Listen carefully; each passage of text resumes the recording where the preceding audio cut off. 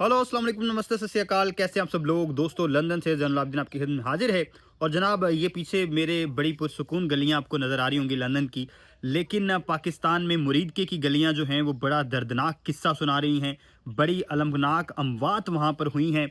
और जनाब जो तस्वीर हैं, जो मनाजिर हैं, वो इंतहाई तशवीशनाक हैं। क्या वजह है, क्या वाकई वो तस्वीर ठीक हैं, असल हैं, ओरिजिनल हैं, या उसमें कुछ गलत बयानी की जा रही है, एक तो ये आपको बताएंगे। उसके साथ साथ जनाब आपको ये बताएंगे कि साद रिजवी जो हैं, जो मजहबी जमात के करता धरता हैं, उन पर गोली चलने की जो है वो खबरें चल रही हैं। मुख्तलिफ जो तरीके लब्बैक के जनाब चैनल्स हैं, मुख्तलिफ उनके जो व्हाट्सअप ग्रुप्स हैं, वहाँ पर उनकी वीडियो एक जारी हो रही है। आपकी नज़र से भी वो वीडियो गुजरी होगी। तो इसके पीछे कौन है ये आपको बताएंगे। इसके साथ साथ जनाब एक दो दावे हुए हैं। एक तो ये कि मजहबी जमात जो है वो तकरीबन 23 करोड़ रुपए की डिमांड की है उन्होंने हुकूमत से, जब ये मुज़ाकरात हुए हैं। और मुरीदके में ये जो हालात इस कदर कशीदा हुए, तो वजह क्या पेश आई। क्या जो पुलिस है उसने पहले से कोई प्लान बना रखा था, या जनाब एकदम से ये सारा मामला हुआ। और उसके अलावा जो सबसे बड़ा सवाल किया जा रहा है वो ये किया जा रहा है कि तरीके लब्बैक को तो प्रो एस्टेब्लिशमेंट जमात समझा जाता है, और हमेशा समझा जाता है कि इनको पीछे से जो गो अहेड है वो इस्टेब्लिशमेंट की जानिब से मिलता है। तो फिर अभी तो इस्टेब्लिशमेंट एक पेज पर है, और जनाब बेहतरीन मामला चल रहे हैं। मोहसिन नकवी वज़ीर दाखिला हैं, शहबाज शरीफ वज़ीर आज़म हैं, और सारे मामलात उनके बेहतरीन वन पेज चल रहा है। तो फिर ये क्यों सड़कों पर आए, और जनरल फैज़ हमीद क्या इसके पीछे हैं। इसके सारे मामलात जो हैं, इसके जो डॉट्स हैं, वो आपको कनेक्ट करके दिखाते हैं जनाब। शुरू करते हैं जनाब। और चैनल को सब्सक्राइब कर लें। वीडियो अगर अच्छी लगे, इन्फॉर्मेटिव लगे, तो दोस्तों के साथ शेयर ज़रूर करिएगा, क्योंकि बहुत सारी चीज़ें ऐसी मैं इसमें बताने जा रहा हूँ जो आपको शायद अंदाज़ा नहीं होगा, जिसका हवा यहाँ पे चल रही है उसके लिए पहले से माजरत। अब जनाब सबसे मेन चीज़ ये है कि कहानी शुरू होती है, आपको पता है कि लाहौर से निकलती है ये जो मजहबी जमात का एक जो है वो धरना और उस तरह का।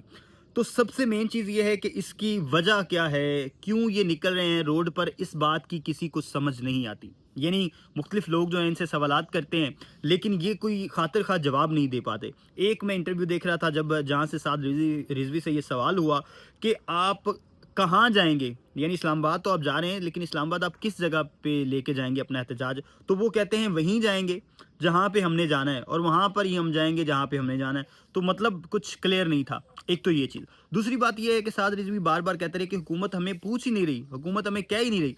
अब हुकूमत को इस चीज़ का शायद आइडिया था, कहीं ना कहीं पसे पुश्त ये मामला था, क्योंकि ये मौजूदा इस्टेब्लिशमेंट की मर्जी से ये एहतजाज नहीं हो रहा था। ये कहीं ना कहीं जो डीप स्टेट चल रही है जनरल फैज़ हमीद की, जो जो लोगों से मुझे जो सोर्सेज से सुनने को मिला है कि ये उनके इशारे पे निकले हैं। और आपको पता है कि फ़लस्तीन के बारे में ये कह रहे थे कि ये मार्च है, जबकि फ़लस्तीन के मामलात हल हो चुके हैं। फ़लस्तीन के जो अमन प्लान है, गज़ा अमन प्लान, उस पर अमल दरामद हो रहा है। मिस्र में आपको पता है शहबाज शरीफ साहब भी पहुंचे हुए हैं, दूसरे इस्लामी ममालिक सारे इकट्ठे हुए हुए हैं। और जनाब आज जो है वो जो हमास की जानिब से है, जिनको उन्होंने पकड़ा हुआ था इसराइलियों को, कैदी जो हैं उनको रिहा किया गया है। दूसरी जानिब आपने गज़ा की मुख्तलिफ वीडियोज़ देखी होंगी, फ़लस्तीन की मुख्तलिफ वीडियोज़ देखी होंगी। मेरे यहाँ पे फ़लस्तीनी कुछ दोस्त हैं, उनसे मैंने गुफ्तगू की, तो वो बहुत ज़्यादा खुश हैं कि किसी न किसी हद तक ये जो है वो जंग बंदी अगर हुई है तो लोगों की ज़िंदगी वापस आई है। तो अब फिर किस बात का एहतजाज टीएलपी कर रहा है। आपको पता है इन्होंने पहले एक एहतजाज स्वीडन के बारे में किया, ठीक है। जिन जिन ममालिक के खिलाफ इन्होंने एहतजाज किया, मैं आपको ये बताऊं कि उन लोगों ने सबसे ज़्यादा एक कदम उठाया, सबसे ज़्यादा उन्होंने हिम्मत की है फ़लस्तीन की जंग बंदी में। मैं आपको वन बाय वन बता देता हूँ। स्वीडन के खिलाफ इन्होंने एहतजाज किया, आपको याद होगा इन्होंने क्या, स्वीडन एम्बेसी हमने बंद करनी है। तो स्वीडन की जो है ग्रेटा थनबर्ग, उन्होंने, आपको पता है कि ये सारा मामला मामला जो है वो उठाया। उन्होंने वहाँ पर खुराक पहुँचाने की कोशिश की, जिसमें मुश्ताक साहब भी थे, हमारे सेनेटर जो हैं, जो जमात इस्लामी के थे, फिर उस छोड़ दिया उन्होंने जमात इस्लामी को। तो ग्रेटा थनबर्ग जो हैं वो स्वीडन से हैं। तो फिर वहाँ के लोगों ने यानी इनसे ज़्यादा कोशिश की। अगर कोई टीएलपी का वहाँ पे गया है तो बताए, इस मजहबी जमात से कोई बंदा गया है तो बताए वहाँ पर। फिर जनाब इन्होंने फ्रांस का जो है बाइकआउट का, फ्रांस की प्रोडक्ट्स का बाइकआउट का, और फ्रांस के बारे में कहा कि फ्रांस की जो एम्बेसी है पाकिस्तान में उसको बंद करवाना है। आपको याद है, मेरे ख्याल में पीटीआई का दौर था। उस पे अगर देखें तो फ्रांस ने और सऊदी अरब ने मिलकर ये सारा मुआहदा डिज़ाइन किया, और फ्रांस ने बाकायदा एक्सेप्ट किया सबसे पहले।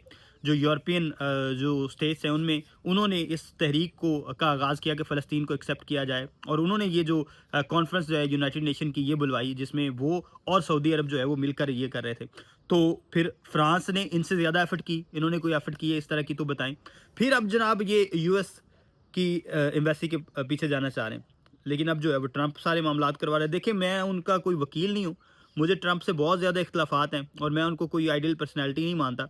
लेकिन मैं ये सिर्फ देखना चाह रहा हूँ, सुनना चाह रहा हूँ, बताना चाह रहा हूँ कि टीएलपी ने क्या किया है फ़लस्तीन के लिए आज तक। टीएलपी ने कोई जो है वो स्मूथ फ्लोटेला भेजा है? वो तो स्वीडन वाली ग्रेटा थनबर्ग ने सारा मामला किया है, तो फिर स्वीडन वालों ने इससे अच्छा काम किया। फिर जनाब इन्होंने कौन से ममालिक जो हैं उनको इस बात पे कन्विंस किया है कि फ़लस्तीन को आज़ाद रियासत जो है वो तसव्वुर करें? तो फ्रांस ने तो उस पे कन्विंस किया है। तो अब यूएस के ये कह रहे हैं, तो यूएस तो फिर भी पीस प्लान के ऊपर कुछ ना कुछ काम करवा रहा है। उसके पीछे इंटेंशन कुछ भी हो सकती हैं, गलत हो सकती हैं, लेकिन ये है कि इनसे तो ज़्यादा काम किया है। तो अब जब सारे जो गज़ा वाले लोग हैं वो खुशियाँ मना रहे हैं, वो सुकून का सांस ले रहे हैं, तो फिर इनको क्या एकदम से आया? तो कहा यह जा रहा है कि ये मौजूदा इस्टेब्लिशमेंट के ख़िलाफ़ निकाला गया है। मौजूदा आपको पता है कि फैज़ हमीद साहब एक डिफरेंट डोमेन में हैं, और general Asim Munir field marshal जो हैं वो एक डिफरेंट डोमेन में। तो ये जो फैज़ हमीद साहब के बैक्ड ये लोग हैं, उन्होंने ये पुश किया है, अभी तक यही कहा जा रहा है। अब मुरीदके में आपको पता है कि ये यहाँ से लाहौर से निकले हैं, मुरीदके में जनाब इन्होंने रात को ठहरना था। वहाँ पे लड़ाई कैसे शुरू हुई? वहाँ पे जनाब लड़ाई इस तरह से शुरू हुई है कि शहजाद नामी एक सब इंस्पेक्टर थे या इंस्पेक्टर थे, पुलिस ऑफिसर थे बेसिकली, उनको इनकी जानिब से जो है वो शहीद किया गया। और जब उनकी शहादत होती है, उनका कत्ल होता है, तो उसके बाद जो पुलिस है उसके अंदर एक एग्रेशन आई, और उसके बाद आपने देखा कि साद रिजवी की कुछ वीडियोस चल रही हैं जिसमें वो बाकायदा रिक्वेस्टें कर रही हैं पुलिस वालों के लिए, से जो है वो रहम की अपील कर रहे हैं कि आपको अपनी माँ के दूध का वास्ता है, आप रुक जाएं, आप बाज आ जाएं। लेकिन वो बाज नहीं आ रहे। उसके पीछे वजह यही है कि उनके अंदर एक गुस्सा जो है वो इन्होंने इंडल्ज किया। अब बहुत सारे लोग ये कह रहे थे कि इस तरह की चीज़ें जो है वो प्यार से डील करनी चाहिए थी, प्यार मोहब्बत से ये डील करते सारे मामलात, और फायरिंग नहीं करनी चाहिए थी ये वो। मैं खुद इस बात के शदीद मुखालिफ हूँ। मैं बिल्कुल समझता हूँ कि हर पाकिस्तानी जो है उसकी जान अजीज़ है, हर शख्स की जान अजीज़ है, और हर शख्स को बाकायदा बराबर हुकूक और बराबर जो है वो उसको जो है वो हक हासिल होना चाहिए इस मुल्क में। लेकिन ये लड़ाई डंडों से आगे कैसे बढ़ी? उसके पीछे वजह ये है, आपने सोशल मीडिया पर बहुत सारी वीडियोस देखी होंगी कि इन पुलिस वालों से बड़े डंडे तो टीएलपी वालों के पास होते हैं, और जब पुलिस वाले 500 हैं डंडों के साथ और आगे से 5000 टीएलपी के लोग हैं डंडों के साथ, तो पुलिस क्या कर लेगी वहाँ पे? और आपने लाहौर में भी वो चीज़ भी देखी कि आगे और पीछे से पुलिस को दोनों तरफ से घेर लिया था टीएलपी के कारकुनान ने। तो फिर वहाँ पर जो है वो पुलिस बिल्कुल बेयारो मददगार होगी। तो अब अगर स्टेट जब मामलात देखती है तो फिर स्टेट ने इस तरह से मामला देखना होता है। ये गलत है, ये गलत है, ये गलत है। मैं फिर से कह रहा हूँ ये गलत है। मैं इसकी कोई वकालत नहीं कर रहा, लेकिन मैं आपको सिर्फ खबर की हद तक बता रहा हूँ कि बेसिकली मामला ख़राब तब हुआ जब टीएलपी ने उनके ऑफिसर को, पुलिस ऑफिसर को, जो शहजाद साहब है, मेरे आई गेस वो ननकाना डिस्ट्रिक्ट से, तो लेकिन वो मरीद के में उनकी तैनाती थी।